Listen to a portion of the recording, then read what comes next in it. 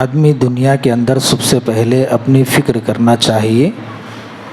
قرآن کے اندر اس کا حکم دیا گیا ہے، یعنی جس طرح دنیا کے اندر اپنی کمائی کے معاملے میں اور اپنے پہننے اور کھانے اور مکان کے سلسلے میں آدمی فکر کرتا ہے، تو اس سے ہٹ کر دینی جو معاملات ہیں، اخروی جو معاملات ہیں، اس میں بھی آدمی کو سب سے پہلے اپنے اصلاح کی اور اپنی درستگی کی فکر کرنا چاہیے۔ اس کے بعد آگے فرمایا گیا ہے، حدیث مبارکہ میں یہ بات ملتی ہے، کلکم راعٍ وکلکم مسئول عن رعیتہ۔ جتنے لوگوں کا آدمی ذمہ دار ہے، ان کی بھی نگرانی کرنا آدمی کے لیے ضروری ہے۔ قیامت کے دن اس کے بارے میں پوچھ ہوگی۔ اگر انہیں یہ بولا کہ بھئی میرے کو کیا کرنا ہے، میرا کام ہے صبح میں نوکری کو جانا یا تجارت کو جانا، شام میں آنا، کون تو بھی کیا تو بھی کر لیں دو، میرا کام ہے میں کر لیں دو، اور میں آ کے جو کچھ بھی دینا ہے میری طرف سے میں کما کے دے رہا ہوں، گھر میں کھا لیتے ہیں، بچے اسکول کو چلے جاتے ہیں، بھی جو کام کرنا ہے کر لے رہی، خاندان والے جو کرنا ہے کر لے رہے، میرے کو اس سے کیا لینا دینا ہے۔ قرآن کے اندر باضابطہ اس کا حکم دیا گیا ہے، وَأْمُرْ أَهْلَكَ بِالصَّلَاةِ وَاصْطَبِرْ عَلَيْهَا لَا نَسْأَلُكَ رِزْقًا نَحْنُ نَرْزُقُكَ۔ بھائی اپنے گھر والوں کو دینداری کی طرف لاؤ، ہم تم سے روزی کموانا ہمارا مقصود نہیں ہے، بلکہ آخرت کی تیاری مقصود ہے۔ ایک مثال سے اس کے سمجھو، نبی علیہ السلام نے اس کی مثال دی ہے۔ پانی میں ایک ہوائی جہاز چل رہا ہے، اس کے 2 منزلیں ہیں، اور اوپر کی منزل میں جو ہے پانی پینے کا انتظام ہے، نیچے والے بار بار اوپر جا کے پانی پی رہے ہیں۔ اب نیچے والے یہ سوچے کہ بھئی بار بار اوپر والوں کو کئی کو تکلیف دینا، ہم ہوائی جہاز میں یعنی جو پانی کا جہاز ہے اس کے اندر سے سوراخ کر لیے تو سمندر نیچے ہے، سوراخ کر لیے تو بات ختم ہے، پانی آ جاتا ڈائریکٹ۔ اگر اوپر والے یہ سوچے کہ بھئی انہوں کر رہے ہیں، ہمارے کو کیا کرنا ہے اس سے لینا دینا، تو نبی علیہ السلام نے مثال دی ہے، اگر وہ لوگ نیچے والوں کو نہیں روکے تو وہ نیچے والے بھی ڈوبیں گے، اوپر والے بھی ڈوبیں گے۔ تو دنیا کے اندر ہر ذمہ دار کی مثال ایسے ہی ہے کہ بھئی اگر ذمہ دار اگر کسی غلط کام کو کرتا ہوا اپنے ماتحتوں کو دیکھ رہا ہے، اگر وہ اس کو نہیں روکتا تو قیامت کے دن یہ بھی پکڑا جائے گا اور ماتحت میں رہنے والے بھی پکڑے جائیں گے۔ یہاں تک کہ قرآن کے اندر فرمایا گیا ہے، جو ہمارے ماتحت ہیں وہ لوگ آ کر اللہ کے سامنے یہ دعویٰ کریں گے کہ یہ ہمارے کو برائی کرتے ہوئے دیکھ رہا تھا، پھر بھی ہم کو یہ نہیں روک رہا تھا، اس وجہ سے اس کو جنت میں مت ڈالو، جہنم میں ڈالو، اور اس کو جو لوگوں کو عذاب دے رہے ہیں اس سے ڈبل عذاب دو۔ ہمارے ماتحت یہ دعویٰ کریں گے۔ اب ہمارے ماتحت کون کون ہیں، اس کا طریقہ بھی نبی صلی اللہ علیہ وسلم نے بتلایا کہ بھائی جب دوسروں کو اصلاح تمہاری مقصود ہے تو دوسروں کی اصلاح کرنے کے لیے، دوسروں کو سدھارنے کے لیے دل میں یہ بات کبھی نہیں کرنا کہ اس سے دوسرے کو ذلیل کرنا مقصود نہیں رہنا۔ بھائی انہیں اگر کوئی کام کر رہا ہے تو غلط کام کر رہا ہے، دوسرے کو ذلیل نہیں کرنا اور دوسرے کو بے عزت نہیں کرنا، اور جہاں جیسی نصیحت کرنا ہے ویسی کرنا، الگ میں بلا کے نصیحت کرنے کا، آدمی کا درجہ کیا ہے دیکھنا، اس کے حساب سے نصیحت کرنا۔ نبی علیہ السلام نے فرمایا، اگر تمہارے ہاتھ سے نصیحت ہو سکتی ہے مار کے نصیحت کرو، اگر نہیں صرف زبان سے کر سکتے ہیں تو زبان سے ڈرا کے نصیحت کرو، بول کے نصیحت کرو، اتنا بھی نہیں ہے تو کم از کم اتنا کر لو کہ بھائی وہ غلط کام ہو رہا ہے، میں یہاں نہیں رہ سکتا، میں چلے جاتا ہوں اٹھ کے، کم از کم اتنا تو کر لو۔ یہ ایمان کا آخری درجہ ہے۔ اس میں سب سے پہلے آپ کے ماتحت میں رہنے والے گھر کے افراد آتے ہیں۔ اولاد کی بات لے لو، اولاد کے بارے میں نبی علیہ السلام نے فرمایا، اولاد کی آپ کو تعلیم دینا ہے، تربیت سکھانا ہے، اور ان کی رزق کی فراہمی بھی مکمل کرنا ہے۔ 3 چیزیں نبی علیہ السلام نے بتلائی۔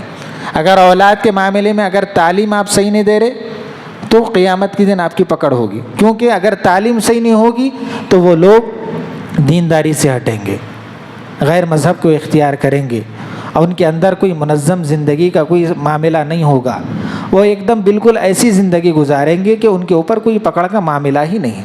لہٰذا دینداری ان کو سب سے پہلے سکھانا ہے. یعنی تعلیم، دیکھو بھائی تعلیم کے مسئلے میں جیسے ہمارے معاملے میں جیسا آ گیا، اسکول ہے، اسکول کی تعلیم ہے، بالکل یہ سکھانا ہے. تو علماء نے لکھا ہے کہ جو تعلیم کے ذریعے سے کمانا مقصود ہے وہ تعلیم نہیں ہے. یہ بات ذہن میں رکھو. جس کے ذریعے سے کمانا مقصود ہوتا ہے وہ تعلیم نہیں ہے، وہ ہنر ہے. ہنر سے آدمی کماتا. تو یہ لہٰذا یہ جو تعلیم دلوائی اس لیے جا رہی ہے کہ بچہ آگے چل کر کچھ بن جائے گا، اپنے پیروں پر کھڑا ہو جائے گا اور کچھ کما لے گا، کسی کا محتاج نہیں رہے گا. ہمارے زبان میں ڈاکٹر بنے گا، وکیل بنے گا، انجینئر بنے گا، فلاں بنے گا، جو بھی ہوگا، کہیں پر بھی گئے تو قوم میں محتاج نہیں رہے گا. تو اس کا مطلب ہم اس کو تعلیم نہیں دے رہے، ہنر سکھا رہے ہیں. ہنر سے آدمی یہ کرتا. بہرحال آپ یہ دنیاوی اعتبار سے وہ ہنر لے لو، میکینک بنو، ویلڈر بنو، یہ بنو، ڈاکٹر بنو، کچھ بھی بنو. جس چیز سے کمانا مقصود ہے وہ ہنر ہے. اور جس چیز سے اللہ یاد آتا ہے، یعنی آدمی کے اندر مذہبی چیز جیسا اللہ کا فرمان، نبی کا فرمان اور شریعت کی تقدس اور جو اسلام کے معاملے میں آدمی کو پہچان ہوتی ہے، ماں باپ کے حقوق کا معاملہ آتا ہے، اور یہ ساری چیزیں آپ کو دینی تعلیم کے ذریعے سے آتی ہے. اس کا سکھانا بھی ضروری ہے. آگے فرمایا تربیت کرنا اولاد کی. تربیت کیسی کرنا؟ رشتہ داروں کا سلوک بتانا اولاد کو. باپ کا حق یہ ہے، ماں کا حق یہ ہے، چچا کا حق یہ ہے، دادی کا حق یہ ہے، دادا کا یہ حق ہے، پھپھو کا یہ ہے، خالہ کا یہ، سب کے حقوق بتانا. اس لیے کہ ماں باپ اولاد کے لیے آئیڈیل اور نمونہ ہوتے ہیں. جیسا ماں باپ کریں گے اولاد ویسا کرتی. ماں باپ آئیڈیل ہوتے ہیں. جتنے بھی جب تک ان کی تربیت ہو سکتی ہے بالکل تربیت کرنا. جیسا بڑے لوگوں کی کہاوت ہے کہ بھی درخت جب تک کولا ہے اس کو جیسا کرنا ہے ویسے ہی مدڑنا پڑتا. آپ اس کو جیسے ٹیڑھا کرنا ہے، سیدھا کرنا ہے، جیسا کرنا ہے، ایسے ہی اولاد کی تربیت کا بھائی ایک وقت رہتا ہے. جس وقت تک ان کے اندر ماننے کا جذبہ رہتا ہے آپ اس وقت تک ان کی تربیت کرنا. بھائی ان کے یہ حقوق ہے، ان کے یہ حق ہے، ان کے یہ حق ہے، سب بتانا.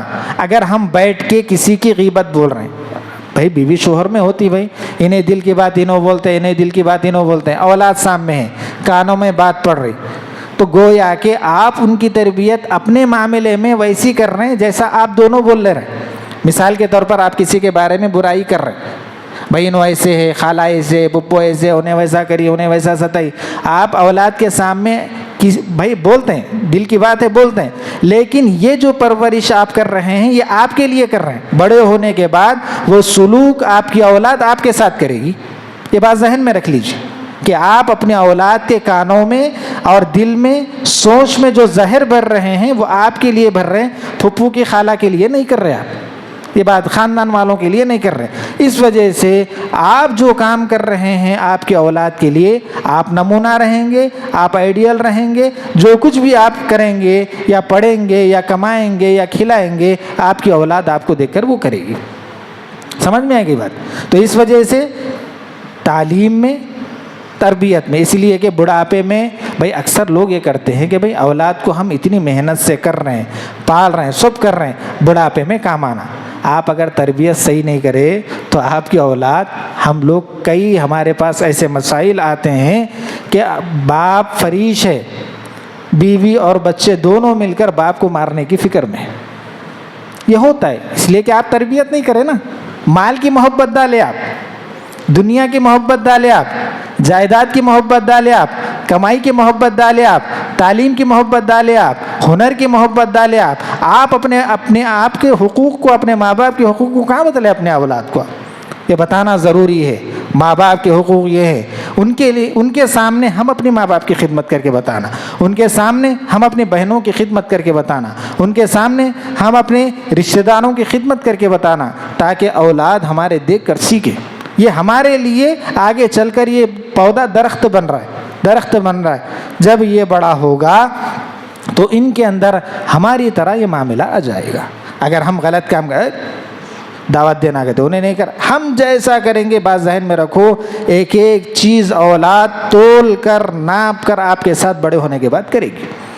اور یہ چیز ہو رہی، ہم دیکھ رہے ہیں. باپ کی لاش پڑی ہوئی ہے، باہر جنازہ نکلنے نہیں دیتے اولاد جب تک کہ وراثت کا مال ان کے نام پر نہ کیا جائے. قبر میں اتارنے نہیں دیتے، ایسے حالات ہمارے پاس آ رہے ہیں۔ تو بھائی ماں باپ ہی تو تربیت کرے نا، کون کرتا تربیت؟ ماں باپ کی اصل ضرورت ہے۔ جس طرح مال کی محبت، تعلیم کی محبت، جائیداد کی محبت ان کے دلوں میں جاگوزی ہو رہی ہے، تو اس کے لیے ضروری ہے کہ ان کے لیے تھوڑا سا مذہبی معاملہ، بیٹا یہ حق ہے، بیٹا رشتہ داری کا یہ حق ہے، ان کے ذریعے سے پیسے دینے لگانا، اولاد کے ذریعے سے صدقہ دینے لگانا، خیرات دینے لگانا، اپنے پاس جو چیزیں دینے لگانا، اپنی اماں کی ہم خدمت کر رہے ہیں تو جانا، اولاد سے کرانا، ایسا کرنا ویسا کرنا، بڑوں کی خدمت کی تربیت بتانا، یہ ساری چیزیں ہم اولاد کو اپنے لیے ہم تیار کر رہے ہیں۔ پھر آگے چلو، گھر میں عورتیں ہیں، یہاں تک بات سمجھ میں آ گئی۔ گھر میں عورتیں ہیں، عورتیں ہیں تو ان کے لیے حیا اور پردے کا انتظام کرنا، یہ ہر گھر کے ذمہ دار کا، ہر خاندان کے ذمہ دار کی ضرورت ہے کہ ان کے لیے پردے کا انتظام کرنا، بے حیائی سے بچانا۔ خالہ زاد بھائی، خلیرہ بھائی، ممیرہ بھائی، چچیرا بھائی، یہ جتنے بھی نامحرم جن سے نکاح ہو سکتا ہے ان سے پردہ کرانا، یہ چیزیں ایسی ہیں۔ نبی علیہ الصلاۃ نے فرمایا اگر کوئی غیر مرد گھر میں آ رہا ہے جا رہا ہے جن سے پردہ کرنا ضروری ہے، لیکن وہ دیکھتے ہوئے بھی وہاں کا ذمہ دار اور گھر کا نگران ان کو روکتا نہیں ہے، تو اس کے لیے جنت حرام ہے۔ نبی صلی اللہ علیہ وسلم نے فرما دیا جنت میں نہیں جا سکتا ہوں۔ اگر گھر میں کسی غیر محرم عورتوں سے، ارے نہیں بھیا ہے، ماموں کا بچہ ہے، نہیں، پردہ ہے۔ بے حیائی کے اڈوں پر، بے حیائی کے ننگے ناچوں پر آپ کو لے جانے کی اجازت نہیں ہے، آپ کو تربیت کرنا ضروری ہے۔ ہاں لے کے پھرو، اجازت ہے، بیوی کو لے کے پھرو، بہن کو لے کے پھرو، اماں کو لے کے پھرو، کہاں کرنا ہے پھرو، اجازت ہے آپ کو، لیکن بے حیائی کی چیز کی اجازت آپ کو نہیں ہے، بے پردگی کی اجازت آپ کو نہیں ہے۔ اور بچپن سے ہی اگر ہم اولاد کو پردگی کا معاملہ میں، جو عورتیں ہیں ان کو احتیاط اگر کرنا سکھائیں گے تو پھر وہ بڑے ہو کر ان کے اندر حیا والی بات آئے گی۔ یہ بچوں میں بھی ہے، بچیوں میں بھی ہے، خاص طور پر بچیوں میں، یہاں تک کہ علماء نے یہ بات لکھی ہے کہ چھوٹے بچیوں کو بھی آپ آستین کا کپڑا نہیں پہنانا، آپ آستین کا کپڑا نہیں پہنانا، اس لیے کہ ان کے اندر بچپن سے بے حیائی کا مادہ اس کے ذریعے سے شروع ہو جاتا۔ شروع سے پردہ کراؤ، عادت ڈالو، شرم والی بات ان کے اندر پیدا کرو، حیا والی بات ان کے اندر پیدا کرو۔ یہ چیزیں گھریلو معاملہ، عورت بیوی کے ساتھ، بیوی کیا کر رہی؟ دوسروں کے ساتھ، غیر مردوں کے ساتھ تعلقات قائم نہیں کر رہی، بات کر رہی ہے، رشتہ دار وغیرہ آ گئے، بے محابہ آ گئے، نہیں، جن سے پردہ کرنا ضروری ہے وہاں پر آپ کو پردہ کرانا ضروری ہے۔ اگر آپ پردہ نہیں کرائیں گے تو نبی صلی اللہ علیہ وسلم کا وہی فرمان، آپ جنت میں داخل نہیں ہو سکتے۔ طریقے ہیں، اصلاح کے طریقے ہیں، اصلاح کے طریقے ہیں۔ یہ بیوی اور بچوں کے معاملے کی حد تک ہے۔ تھوڑا اور آگے بڑھے، رشتہ داروں کا مسئلہ آ گیا، خاندان والوں کا مسئلہ آ گیا۔ آپ کی بات جہاں چل سکتی ہے، میں نے ابھی بتایا نبی علیہ الصلاۃ کو سب سے پہلے جب نبوت ملی، سب سے پہلے کون اسلام لائے؟ بیوی لائی۔ اس کے بعد کون لائے؟ اپنے ماتحت میں رہنے والے چچا کے لڑکے حضرت علی لائے۔ اس کے بعد کون لائے؟ اپنے غلام حضرت زید لے کے آئے۔ ماتحت میں جو قریب کے لوگ ہیں وہ اسلام لائے۔ اس کے بعد نبی صلی اللہ علیہ وسلم نے کو حکم دیا گیا ہے وَأَنذِرْ عَشِيرَتَكَ الْأَقْرَبِينَ کہ رشتہ داروں میں آپ دین کی بات بتاؤ، ان کو جنت اور جہنم کی بات بتاؤ، اور خدا کے بارے میں وحدانیت سکھلاؤ۔ تو نبی صلی اللہ علیہ وسلم نے کیا کیا کہ خاندان والوں کی دعوت کی، دعوت کر کے سوچے کہ بھئی یہاں پر اللہ کی بات کریں گے۔ ابو لہب بھانپ لیا، اچھا یہاں پر کر رہا ہے، ایسا ہو رہا ہے، تو اللہ کے رسول صلی اللہ علیہ وسلم سمجھ گئے کہ بھئی نے بھانپ لیا، واپس چلے گئے۔ پھر دوسری مرتبہ دعوت کرے، اس وقت بتائے بات، دعوت میں بات بتا دی کہ بھئی ایسا ہے ایسا ہے ایسا ہے، لیکن بعض اس کے اندر رشتہ دار ناراض ہو کے چلے گئے، لیکن اس وقت کا تقاضا بھی تھا۔ تو خاندان میں ہو، رشتہ داری میں ہو، گھر سے ہٹے تو خاندان کی بات آئی، خاندان میں بھی آدمی کی بات جہاں تک اصلاح کی بات چل سکتی ہے کرنا ضروری ہے، ورنہ آپ ذمہ دار ہونے کی حیثیت سے قیامت کے دن پکڑے جائیں گے۔ یہ غلط بات ہے، غلط بات بتاؤ، شریعت کے خلاف ہے، شریعت کے بعد خلاف بتاؤ، آپ کا کام ذمہ داری ہے بتانا ہے، بتاؤ ہٹ جاؤ۔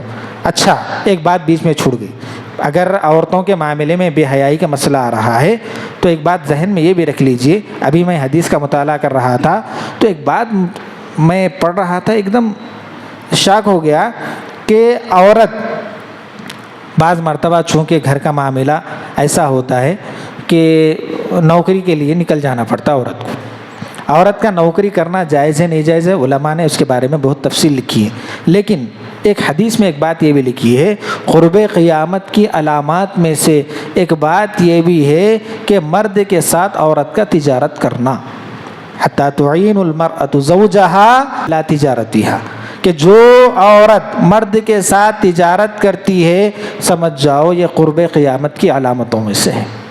یہ بات بھی ذہن میں رکھ لو، یہ بات ذہن بولتے بولتے میں چھوڑ گیا۔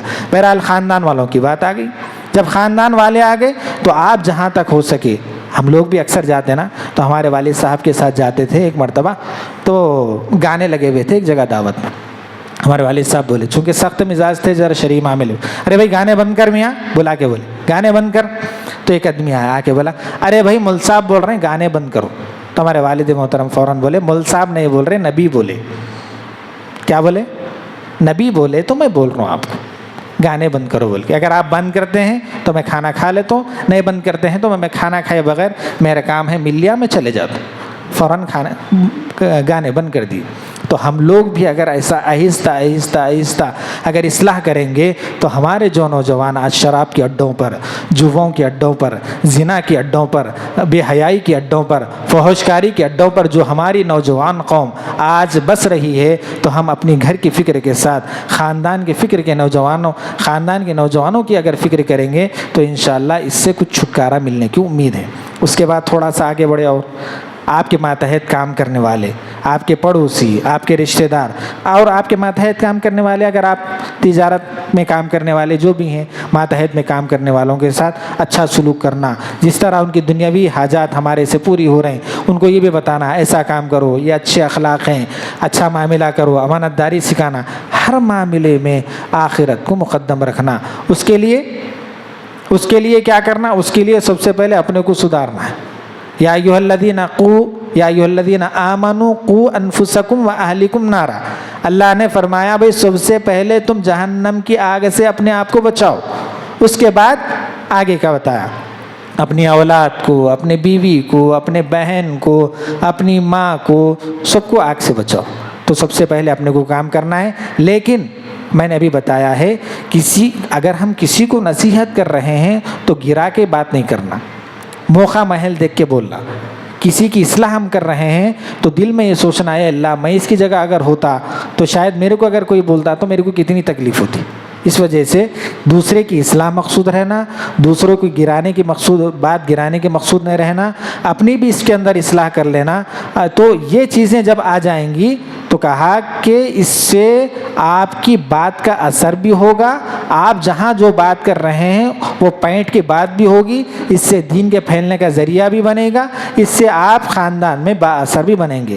حدیث میں ہی فرمایا گیا ہے کہ خاندان کے اعتبار سے اگر آدمی بڑا ہے تو اس کے بعد سے پوچھ ہوگی، رشتہ داری کے اعتبار سے بڑا ہے، ملازمت کے اعتبار سے بڑا ہے، تجارت کے اعتبار سے بڑا ہے، جہاں جو آدمی بڑا ہے اس کے اعتبار سے اگر آدمی نصیحت کر لیا تو ختم۔ رسول صلی اللہ علیہ وسلم نے فرمایا ہم تم کو صرف بات پہنچانے کے لیے بھیجے ہیں، سامنے والا مانو نہیں مانو وہ آپ ذمہ دار نہیں ہے۔ تو ایسے ہی ہم یہ بتانا یہ کام ہے، اگر تم مان لیے تو ٹھیک ہے، نہیں مانے تو تم اللہ کے حوالے، ہم وہاں سے نکل جانا۔ اللہ تعالیٰ عمل کی تو